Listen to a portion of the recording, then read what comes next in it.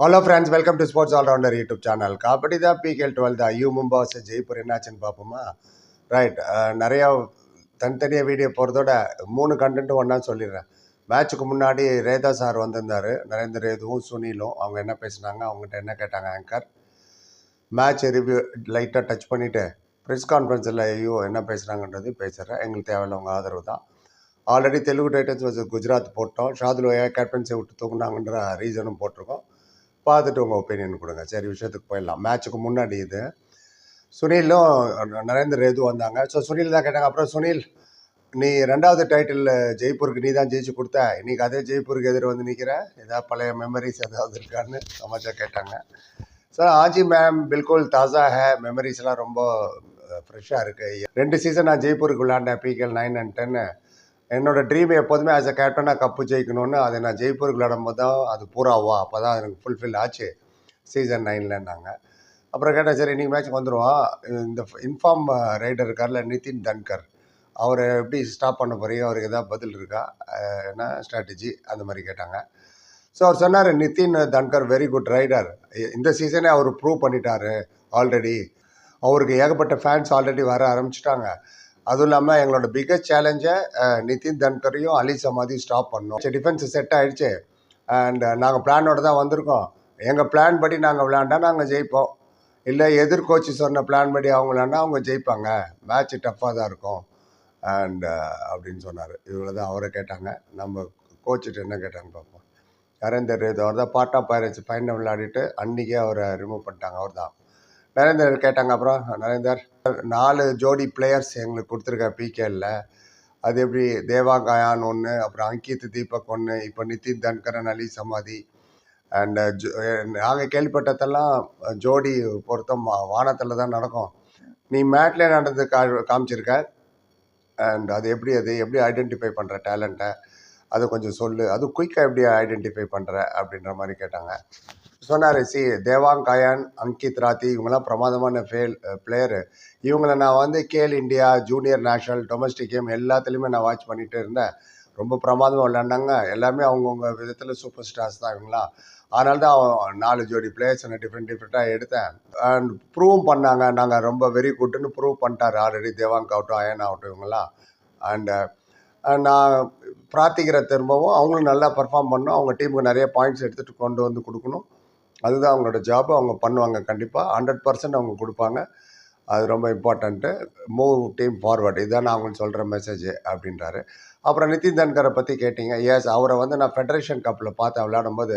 ஹரியானாக்காக விளையாண்டார். அப்புறம் நேஷ்னல் கப்லேயும் பார்த்தேன் அண்ட் 2 சீசனாக அவரை பார்த்துட்டே இருந்தேன் நான். அப்புறம் அவரோட டேலண்ட்டை ஸ்பாட் பண்ணிவிட்டு கொண்டு வந்தோம். இப்போ பாருங்கள், நல்ல பிரமாதமான நம்பர் 1 ரைடர் ஆகிட்டார் ஜெய்ப்பூருக்கு.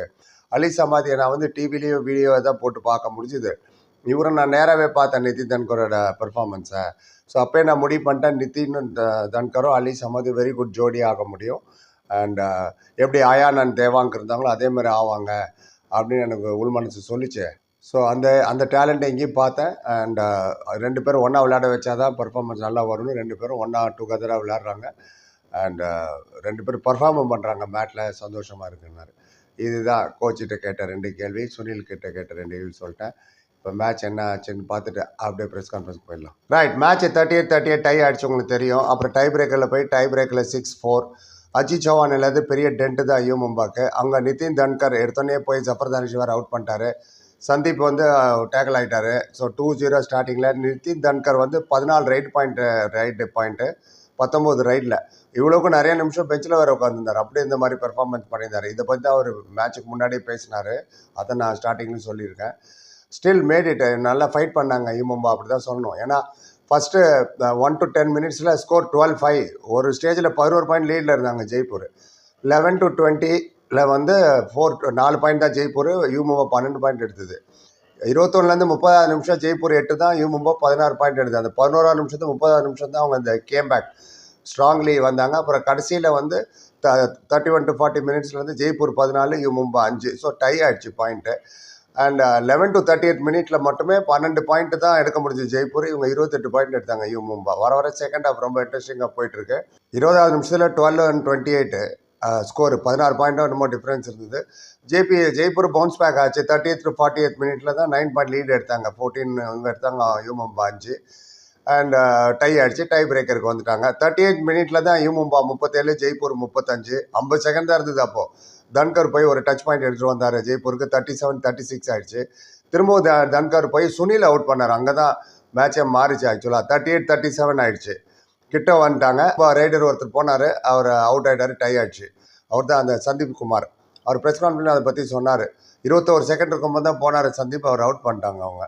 இல்லைன்னா ஒரு பாயிண்டில் இவங்க ஜெயிச்சிருப்பாங்க, டை பிரேக்கருக்கே போயிருக்காது. ஸோ டை பிரேக்கரில் தெரியும். எடுத்தோடனே சுனில் வந்து ஃபஸ்ட்டு டை பிரேக்கர் எதிர் பிளேயர் வர்றாரு. அவர் ஓகே நான் அவுட்டு நீ போன்னு சொல்லிட்டு இவர் ரைடர் அமிச்சார் அணியில் போய் பாயிண்ட் எடுத்துருவான்னு. அது ராங் ஸ்ட்ராட்டஜி, நெகட்டிவ் அப்ரோச். நான் எப்போதும் சொல்கிறது அது. ஆல் அவுட்டு கூட தமிழ் தலைவர் பாருங்களேன், 7வது பிளேயர் கடைசியில் போய் செல்ஃப் அவுட் மாதிரி கை கொடுத்துடாம பண்ண அவுட் பண்ண ஆல் அவுட்டை காட்டுறாங்க. ஏன் எவ்வளோ ட்ராக் பண்ண ட்ராக் பண்ணுங்கள். ஒவ்வொரு பாயிண்ட்டுங்க எஃபர்ட் பண்ணணும், அவங்க கஷ்டப்படணும். ஈஸியாக கொடுத்தா எப்படி? அதுவும் சுனில் வந்து ஈஸியாக அவருக்கு ஒரு பாயிண்ட் கொடுத்தாரா? ஓவர் கான்ஃபிடென்ஸ் தான் அங்கே காமிச்சது.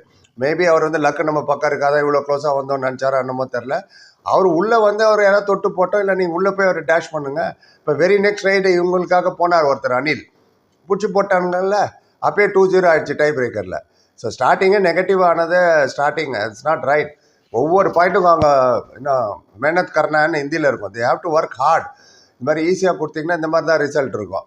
ஸோ டை பிரேக்கரில் என்னாச்சுன்னு உங்களுக்கு தெரியும். 6-4 அவங்க ஜெயிச்சிட்டாங்க. ரைட், ப்ரெஸ் கான்ஃபரன்ஸ் யூமும்பா மட்டும் பேசுகிறேன். ஜெய்ப்பூர் வேணால் கேளுங்க, தனியாக அப்புறம் எடுத்துகிட்டு வாங்க. ஏன்னா அவர் வரும்போது கும்பலில் தான் கூட்டின்னு வருவார். 4 பேர் கூட்டின்னு வந்துட்டார். ரைட், இப்போ யூமும்பா ப்ரெஸ் கான்ஃபரன்ஸ் பார்த்துருவோம். அவங்க கோச் அனிலும் கேப்டன் சுனிலும் வந்தாங்க. அது கோச்சை கேட்டாங்க, அப்புறம் கோச் என்ன ஸ்ட்ராட்டஜியோடு வந்தீங்கன்னு சொன்னால், ஸ்ட்ராட்டஜி வந்து சிம்பிளாக தான் இருந்தது. பாயிண்ட் லூஸ் பண்ணக்கூடாது. அவங்களுக்கு தான் பாயிண்ட் தேவைப்பட்டது நடுவில். அண்ட் அவங்க தான் போனஸ் எடுக்க வரணும். போனஸ் எடுக்க வரும்போது அவங்கள ஸ்டாப் பண்ணுங்க சொன்னேன். பட் லோகேஷ் ஒரு மிஸ்டேக் பண்ணிட்டாரு. அட்வான்ஸ் டேக்கிள் பண்ணிட்டாரு. ஜல்திக்கியான்னு அட்வான்ஸ் டேக்கிள் ஒன்று பண்ணிட்டாரு. அதுக்கப்புறம் ஒன் ஆஃப் அவர் ரைடர் லைன் அவுட் வேறு ஆகிட்டார். Line out, self out. And அதுக்கப்புறம் அவங்க வந்து ஒரு டச் பாயிண்ட் ஒன்று எடுத்துகிட்டு போயிட்டாங்க. நாங்கள் ஆல் அவுட் ஆகிட்டோம். மேட்ச்சு அதனால தான் ஈவன் ஆச்சு. அண்ட் டச் டை மே குச் பி ஹோ சக்தா है. டைன்னு வந்தால் என்ன வேணால் நடக்கலாம். அது எனிபடிஸ் கேம். நாங்கள் ஜெயித்தோம், கிட்டக்க வந்து விட்டோம் அப்படின்னாரு மேட்சை. அப்புறம் கேட்டாங்க, டை பிரேக்கர் ஒன் சைடட் ஆகிடுச்சு, அதை பற்றி சொல்லுங்கள், எங்கே தப்பு பண்ணீங்கன்னு. டோட்டலாக ஒன் சைடட் ஆகுது. சொன்ன ஸ்டார்டிங் ரைட்லேயே நாங்கள் அதை தப்பு பண்ணிட்டோம். அனில் போய் அவுட் ஆகிட்டாரு. ஆக்சுவலாக சுனில் தள்ளி விட்டதே தப்பு. என்ன கேட்டிங்கன்னா, ஃபஸ்ட்டு பாயிண்ட் எடுக்க விடாமல், அது முதல்ல சொல்லியிருக்கேன் அதே வீடியோவில். அந்த இடத்துல அனில் பாயிண்ட் எடுத்துகிட்டு வந்தார்னா எங்களுக்கு கான்ஃபிடன்ஸ் வந்திருக்கும். அடுத்த ஒரு ரைட்டை நாங்கள் டேக்கிள் பண்ணியிருக்க முடியும். அவங்க ரொம்ப ஆக்டிவாக விளையாண்டாங்க. எங்களால் அவங்கள அவுட் பண்ண முடியல. அண்ட் ஒரு பாயிண்ட்டை கொடுத்துட்டே இருந்தோம். தேத்தாகியா ஏக் பாயிண்ட் தியா ஒரு பாயிண்ட்டை கொடுத்துட்டே இருந்தோம். அதான் தோத்துட்டு வந்துட்டாங்க.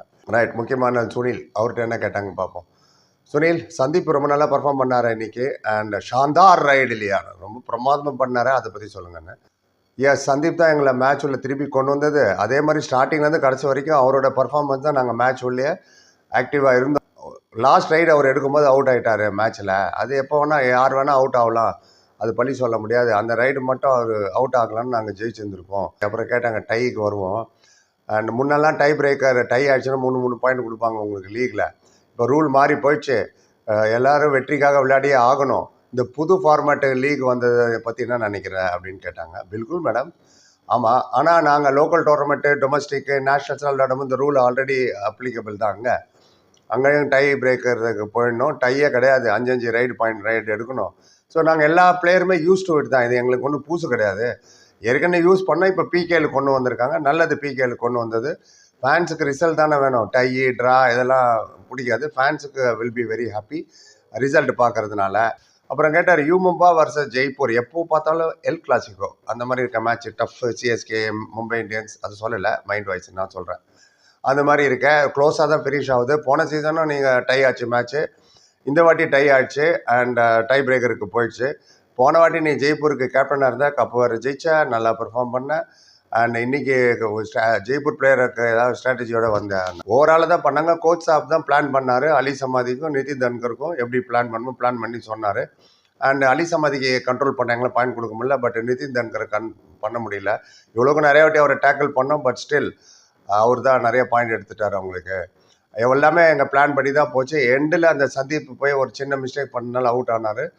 அந்த மிஸ்டேக் யார் வேணால் பண்ணலாம், முதல்ல சொன்னதான் சொன்னார். அப்புறம் டை ஆச்சு. டை பிரேக்கர் வந்தால் ஈக்குவல் தான், யார் வேணால் ஜெயிக்கலாம். அது வாச்சாம் போச்சா மாதிரி அப்படின்னாரு. அதான் யார் வேணால் இந்த சைடு வேணால் போகலாம், கேன் கோ எனிவேர். அனில் வேறு அவுட் ஆகிட்டாரு போனோன்னே. ஸோ மேட்ச் அந்த பக்கம் போயிடுச்சுனார். மொத்தமே இவ்வளோ தான், எல்லாமே நான் சொல்லிட்டேன்.